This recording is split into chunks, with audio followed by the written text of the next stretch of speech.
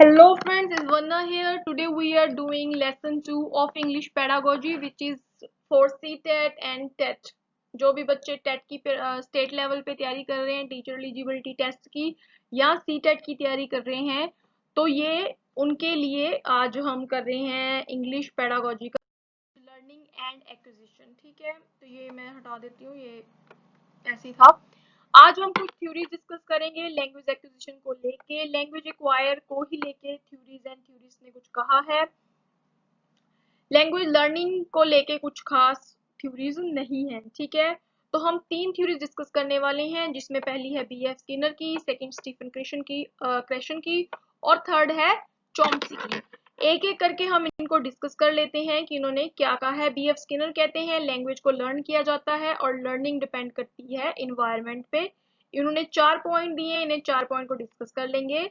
Stephen क्रेशन ने second language acquisition के बारे में बात की है, इन्होंने 5 पॉइंट दिए हैं, ये 5 पॉइंट हम आगे डिस्कस कर लेते हैं। और चॉम्स्की ने कहा है कि कोई लैंग्वेज लर्न करने के लिए कोई लर्निंग की जरूरत नहीं रहती, बच्चे खुद से ही कॉम्प्लेक्स सेंटेंसेस बोलना शुरू कर देते हैं। इनकी जो थ्योरी है बीएफ स्किनर की थ्योरी से बिल्कुल ऑपोजिट है। ठीक है, तो चलिए शुरू करते हैं लेसन आज का। स्किनर देखिए, स्किनर ने 4 बातें बताई हैं। एसोसिएशन उन्होंने बताया है कि बच्चे बड़ी जल्दी सीख जाते हैं अगर कोई चीज हमें उन्हें दिखाएं। जैसे हम उन्हें साइकिल दिखाएं और बता दें ये साइकिल है, जैसे हम उन्हें चॉकलेट दें और बता दें कि ये चॉकलेट है, ऐसे ही हम हर ऑब्जेक्ट के साथ अगर वर्ड्स को एसोसिएट कर देंगे तो वो जल्दी से सीख जाते हैं। इसी तरह उन्होंने बताया कि बच्चे इमिटेशन करके भी बहुत जल्दी सीख जाते हैं। बच्चे अपने माता पिता को ऑब्जर्व करते हैं और जैसे जैसे वे बोलते हैं उनके पीछे वे रिपीट करते हैं। फिर उन्होंने बताया कि रीइंफोर्समेंट, बच्चे रिवॉर्ड्स एंड पनिशमेंट के थ्रू सीखते हैं। अगर बच्चा देखे ग्रामर के रूल सही करता है, सेंटेंस सही बनाता है, अगर टीचर या पेरेंट चॉकलेट देता है तो बच्चे को खुशी होगी और वो दोबारा से सही बोलने की कोशिश करेगा। बट अगर वो मान लो गलत करता है, टीचर उसे पनिशमेंट कर देती है, तो बच्चा क्या होगा, उस पनिशमेंट को अवॉइड करने के लिए फिर गलत सेंटेंसेस यूज नहीं करेगा या गलत ग्रामेटिकल रूल्स नहीं बनाएगा। इसी तरह स्किनर ने एक बात पे और जोर दिया है कि बच्चे प्रैक्टिस के थ्रू सीखते हैं। हमें भी पता है कि practice makes a man perfect, तो इन्होंने प्रैक्टिस के ऊपर जोर दिया है कि बच्चे जितनी ज्यादा प्रैक्टिस करेंगे लैंग्वेज लर्न करने की, उतनी जल्दी वह लैंग्वेज को लर्न कर सकेंगे। ठीक है, तो ये 4 पॉइंट्स आपको याद रखने हैं: association, imitation, reinforcement, drill and practice. आगे देखिए, ये मैंने आपको बताया था, ये स्टेफन क्रेशन के बारे में है। स्टेफन ने बताया, यहाँ पे हम लिख देते हैं ताकि आपको आइडिया रहे, आप कंफ्यूज ना हो कि स्किनर की चल रही है। ये स्टीफन ने बताए हैं, स्टीफन क्रेशन ने 5 पॉइंट। Acquisition, learning, hypothesis. उनके अकॉर्डिंगली लैंग्वेज 2 तरह से सीखी जाती है, जो कि हमें पता भी है। लैंग्वेज को एक्वायर किया जाता है और लर्निंग ऑफ लैंग्वेज, मतलब लैंग्वेज को लर्न किया जाता है। हमने पहले चैप्टर में बहुत अच्छे से पढ़ा था लैंग्वेज एक्वायर कैसी होती है। एक सबकॉन्शियस प्रोसेस है, ये नेचुरल कम्युनिकेशन मतलब से आती है। जैसे मान लो आप फैमिली से बात कर रहे हो, अपने पेरेंट्स से बात कर रहे हो, कोई बच्चे टीचर से बात कर रहे हैं, या कोई बच्चे मान लो एक बिल्कुल इनफॉर्मल इन्वायरमेंट में बच्चे अपने पीयर ग्रुप से बात कर रहे हैं। ठीक है, और ग्रामर रूल्स इसमें कोई फॉलो नहीं किए जाते, क्योंकि ये एक नेचुरल प्रोसेस है लैंग्वेज एक्वायर करने का। और लर्निंग ऑफ लैंग्वेज आपको पता है कि ये स्कूल कॉलेजेस में सिखाई जाती है, कॉन्शियस प्रोसेस है। इसमें फॉर्मल इंस्ट्रक्शन, टीचर बच्चों को बिल्कुल एक फॉर्मल सेटअप में समझाएगा और उसमें ग्रामर रूल्स भी वो सिखाएगा। तो ये स्टीफन क्रेशन का मानना है कि एक्विजिशन, लर्निंग, हाइपोथेसिस की लैंग्वेज 2 तरीके से सीखी जाती है।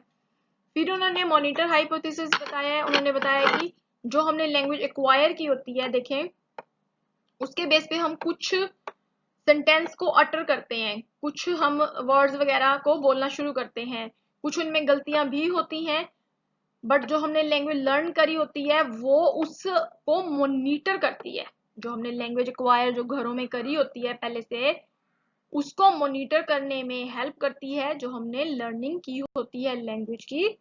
फिर वो मॉनिटर करके उसमें करेक्शंस फाइंड आउट की जाती हैं और उससे गलतियों को एडिट किया जाता है। तो सिंपल है मॉनिटर हाइपोथेसिस कि एक्वायर्ड लैंग्वेज को मॉनिटर किया जाता है लर्नड लैंग्वेज के द्वारा। Very simple. चलें आगे देखें।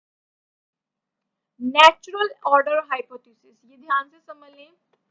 इनका मानना है क्वेश्चन का कि जो भी बच्चे ग्रामेटिकल स्ट्रक्चर सीखते हैं वो एक नेचुरल ऑर्डर में सीखते हैं, मतलब उन्हें हम पहले ही बता सकते हैं कि बच्चा पहले क्या सीखेगा, उसके बाद कौन से ग्रामर रूल सीखेगा। मान लो पहले सिंपल सिखा देंगे हम उन्हें, बाद में टफ वाले। पर उन्होंने कहा है कि टीचर इसको समझ के कभी भी ग्रामर की सीक्वेंसिंग ना करे।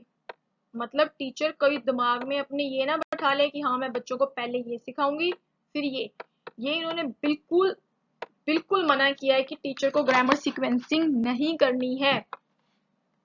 वो बात अलग है कि बच्चे ग्रामर स्ट्रक्चर्स को एक नेचुरल ऑर्डर में सीखते हैं तो उन्हें वैसे खुद से सीखने दिया जाए, ठीक है। टीचर को किसी तरह से ये मान के नहीं चलना कि अगर मैं आज ये सिखा रही हूँ कल को वो सिखाऊंगी, ऐसा उन्हें टीचर को नहीं करना। आगे देखिए इनपुट हाइपोथेसिस। ये इनपुट हाइपोथेसिस सिर्फ और सिर्फ अप्लाई होता है लैंग्वेज एक्विजिशन पे, लैंग्वेज लर्निंग पे ये अप्लाई नहीं होता। By natural communication we should provide comprehensible input which is based on a prior knowledge। Stephen Krashen कहते हैं कि जो बच्चों की प्रायर नॉलेज है, मान लो बच्चों को 1 2 ये नंबर्स पता है, तो बच्चों को 3 सिखाया जा सकता है। ये नहीं है कि बच्चे को आप सीधा 25 पे जंप करवा दो, ऐसा बिल्कुल भी नहीं करना, या 21 पे जंप करा दो, नहीं। हमने उनको कॉम्प्रीहेंसिबल इनपुट देनी है, मतलब उन्हें जो पहले से आता है उसके बेसिस पे ये हमने इनपुट दी कि हाँ भाई 3, और ये होना कैसे चाहिए, बिल्कुल नेचुरल कम्युनिकेशन के थ्रू। मतलब बच्चों को एक बिल्कुल इनफॉर्मल सेटअप में सिखाया जाना चाहिए, जैसे पेरेंट्स बच्चों को बताते हैं ना अपने, वो कोई फॉर्मल लर्निंग तो नहीं होती, बिल्कुल इनफॉर्मल होती है, या बच्चे अपने दोस्तों के साथ बैठ के सीखते हैं, ठीक है। तो ये नेचुरल कम्युनिकेशन के थ्रू होना चाहिए, और ये input hypothesis only applies on learning acquisition, not on learning language. आगे देख लेते हैं इफेक्टिव फिल्टर हाइपोथेसिस को, समझ ले हम ध्यान से। कहते हैं जब learner experiencing high anxiety, low esteem, low motivation, तो filter turns on and causes the learner to block out input. Simple सी बात आप ध्यान में रखें, जब बंदे में मोटिवेशन बहुत कम है, सेल्फ स्टीम कम है, यहाँ पे ना एंजाइटी जो है ना वो अप आएगा, ठीक है। आप यहाँ पे ध्यान दें, जब बंदे में मोटिवेशन कम है, सेल्फ स्टीम कम है, एंजाइटी ज्यादा है, तो उसका जो फिल्टर है वो हाई ऑन हो जाएगा, और उसको कुछ भी सिखाया जाएगा, कोई भी इनपुट दी जाएगी, वो उसको लेने के काबिल नहीं होगा। सिंपल, मोटिवेशन कम है, सेल्फ स्टीम भी कम है, एंजाइटी ज्यादा है, तो बच्चा इनपुट नहीं ले पाएगा। अगर मोटिवेशन हाई है, सेल्फ स्टीम हाई है, यहाँ पे एंजाइटी मेरे को लो करनी थी, तो बंदा क्या है, इनपुट है जो वो ले लेगा अच्छे से, क्योंकि उसका वो फिल्टर लो होगा। क्लियर? तो ये बातें आपको बहुत अच्छे से समझ लेनी है, अफेक्टिव फिल्टर हाइपोथेसिस, ठीक है। हाँ जी, तो कहा है, तो इनका मानना है ये कि लर्निंग सीखी मतलब नहीं जा सकती, know learning required for language development, language development के लिए किसी भी तरह की लर्निंग रिक्वायर्ड नहीं है।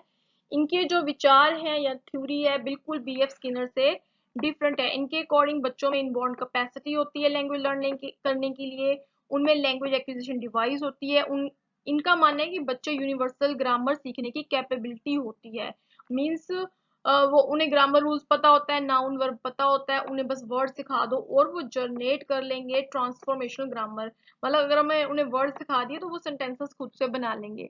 इनका यही बस मानना हम समझ के रखेंगे कि इन्होंने एक लैंग्वेज एक्विजिशन डिवाइस की बात की है, इन्होंने बताया है कि बच्चों में इनबॉर्न कैपेसिटी है, और इन्होंने यूनिवर्सल ग्रामर की बात की है, और उन्होंने जनरेटिव ट्रांसफॉर्मेशन ग्रामर की बात की है।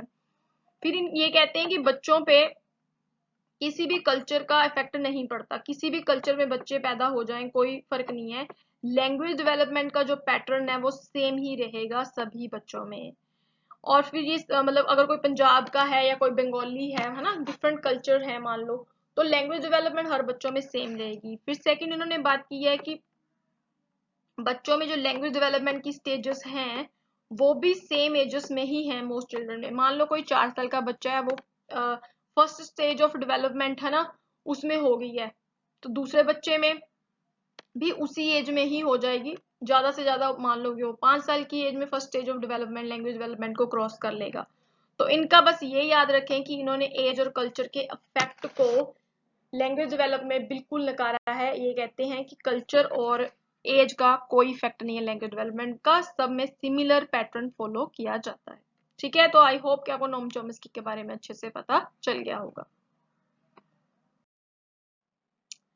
पहला क्वेश्चन कहता है कि supply comprehensible input in low and anxiety situation, ठीक है, is the basis of language acquisition. ये example would be comprehensible input देनी है ना। हमने क्या पढ़ा था कि कॉम्प्रिहेंसिबल इनपुट कब देनी है, बिल्कुल नेचुरल कम्युनिकेशन की द्वारा, है ना, ये हमने देखा था। देख लेते हैं teacher directed learning in the classroom. देखिए टीचर डायरेक्टेड लर्निंग एक तो फॉर्मल इंस्ट्रक्शन होगी, collaboration of students in learning situation, हाँ ये हो सकता है कॉम्प्रिहेंसिबल जब हमने इनपुट देनी है। Homework design to use parents support, ये भी ऐसा क्या कौन सा होमवर्क मतलब डिजाइन कर दिया टीचर ने जिसमें पेरेंट्स की सपोर्ट लेनी पड़ेगी, इट मींस टफ होमवर्क होगा। Students receive feedback for error correction regularly, ये तो कोई कॉम्प्रिहेंसिबल इनपुट नहीं, टीचर सिर्फ फीडबैक प्रोवाइड कर रहा है उनकी गलतियों को ठीक करने के लिए। तो आपको क्या ध्यान देना है कि कॉम्प्रिहेंसिबल इनपुट की क्या एग्जांपल हो सकती है। हमने सिंपली पढ़ा है कि नेचुरल कम्युनिकेशन के द्वारा ही हमने कॉम्प्रिहेंसिबल इनपुट देनी है। तो नेचुरल कम्युनिकेशन कब होगी, जब बच्चे आपस में बातचीत करके कुछ सीखेंगे। ठीक है, मैंने बताया था ना कि बच्चे पेरेंट्स से, अपने नेबर से, अपने पीयर ग्रुप से जब सीखते हैं तो वही नेचुरल कम्युनिकेशन के अंडर आता है। क्लियर, आई होप इसका आंसर सेकंड है, आपको समझ आ गया है। Stephen Krashen's theory of second language acquisition does not consist of, ध्यान दें हमेशा इस चीज पे ध्यान देना है, डज नॉट। स्टीफन क्रिश्चियन की थ्योरी में हमने इनपुट हाइपोथेसिस पढ़ा है, यस पढ़ा है। द एक्विजिशन लर्निंग हाइपोथेसिस पढ़ा है, यस पढ़ा है। द लर्नेबिलिटी हाइपोथेसिस हमने नहीं पढ़ा। नेचुरल ऑर्डर हाइपोथेसिस हमने पढ़ा है। तो आंसर कौन सा होगा, ऑप्शन नंबर 3, ये हमने नहीं पढ़ा। बिल्कुल कंसेप्चुअल वे से देखें, अगर आपने 5 पॉइंट पढ़े हुए हैं तो आप इजिली लगा दोगे। ठीक है, आगे the idea of comprehensible input was first used by, ये भी देखें कंसेप्चुअल बेस है। कॉम्प्रिहेंसिबल इनपुट की बात किसने की थी, स्टेफन क्रेशन ने। ठीक है, तो ये ऐसे क्वेश्चन आ जाते हैं पेपर में। Who strongly maintains that language is learned by imitation of stimuli and reinforcement of correct responses. Reinforcement की बात किसने की है, इमिटेशन की बात किसने की है, हमें सिंपली पता है बीएफ स्किनर ने। ठीक है जी, बीएफ स्किनर क्लेम करते हैं कि लैंग्वेज इज लर्न थ्रू, बच्चे फटाफट देखेंगे। अब बीएफ स्किनर कहते हैं कि लैंग्वेज कैसे सीखी जाती है। अच्छा मैं ये दोबारा क्वेश्चन पढ़ दूं, आपको समझ आया पता नहीं। Who strongly maintain language is learned by imitation, देखिए नकल द्वारा और रीइंफोर्समेंट द्वारा किसने बताया था, बीएफ स्किनर ने ही बताया था। ठीक है, बीएफ स्किनर क्लेम करते हैं कि language is learn through, language कैसे सीखी जाती है, रीइंफोर्समेंट एंड एंगेजमेंट। देखिए ये तो सही है कि रीइंफोर्समेंट बताया है बीएफ स्किनर ने, बट उन्होंने एंगेजमेंट की कहीं भी बात नहीं की। तो इसलिए अभी हम इसको ऑप्शन को साइड बाय पे रखते हैं, आगे देख लेते हैं। Drill and practice, immersion and employment, repetition and approximation. Repetition and approximation की कोई बात नहीं हुई, इमर्जन एंड एम्प्लॉयमेंट की बात भी नहीं हुई। उन्होंने डायरेक्टली कहा था कि बच्चे ड्रिल एंड प्रैक्टिस के थ्रू सीखते हैं, तो आंसर इसका सेकंड है। तो आपने फर्स्ट नहीं लगाना रीइंफोर्समेंट देख के, बेस्ट ऑप्शन चूज करना है, क्योंकि उन्होंने एंगेजमेंट की कहीं पे बात नहीं करी। तो हमारा ऑप्शन आंसर कौन सा सही होगा, ड्रिल एंड प्रैक्टिस। ठीक है, तो ये थी थ्योरीज एंड थ्योरिस्ट, 3 हमने डिस्कस कर लिए हैं। बीएफ स्किनर के बारे में, नॉम चॉम्स्की एंड स्टेफन क्रेशन ने लैंग्वेज एक्विजिशन को लेके क्या क्या बातें करी हैं। ठीक है, मुझे उम्मीद है आपको समझ आ गई होगी बहुत अच्छे से। तो आज का लेसन यहीं पे फिनिश होता है। आज हमने 2 लेसन इंग्लिश पेडागोजी के नाम से अच्छे से कर लिए हैं, जिसमें से बहुत से क्वेश्चन आपको पेपर में आने की उम्मीद है। तो ये था हमारा लेसन। अगर आपको हमारे लेसन पसंद आ रहे हैं और आप हमारे चैनल पे अभी नए हैं तो प्लीज सब्सक्राइब जरूर कर दें चैनल को, सो दैट आप जो भी नया लेसन करवाया जाता है, कोई भी न्यू अपडेट है, मिस ना करो। ठीक है, तो मुझे उम्मीद है आप बहुत अच्छे से अपनी पढ़ाई कर रहे हैं और ऐसे ही करते रहें और हमारे चैनल के साथ जुड़े रहें, सो दैट आपको ऐसे ही अच्छे अच्छे लेसन्स और मैं आपकी तैयारी में कुछ हेल्प कर सकूं। Thank you so much. It's Vandana Bansal signing off today.